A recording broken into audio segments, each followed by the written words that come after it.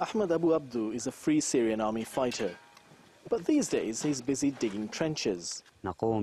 We've been digging trenches for more than a month now since the regime threatened to launch an attack on Idlib. We're ready to stop any attempt by the regime to advance. He says the fighters are also digging tunnels to move around Idlib and sneak into regime-controlled areas. In Idlib, people say Syria's Bashar al-Assad has deliberately targeted civilians, and they're not expecting Idlib to be any different. The civil defense group known as the White Helmets is preparing volunteers for the possibility of attack.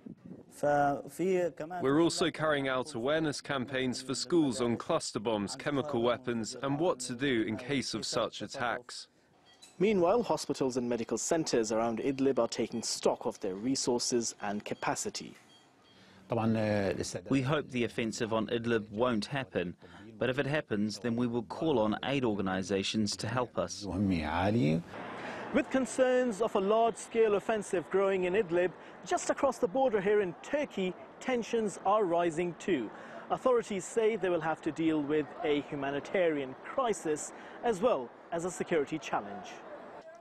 Turkish officials say they're making preparations for a fresh surge of refugees, potentially up to 2.5 million.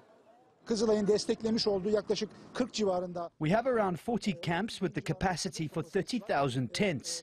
And we have other camps that we open with the Turkish Disaster and Emergency Management authorities during Operations Euphrates Shield and Olive Branch. We have started shipping new tents to create new camp areas for possible migrants.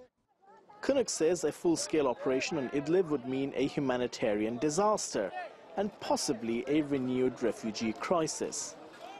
He says the only way to prevent a massacre is for the international community to prevent an attack on Idlib. Hassan Abdullah, TRT World, at the Turkey-Syria border in Hatay.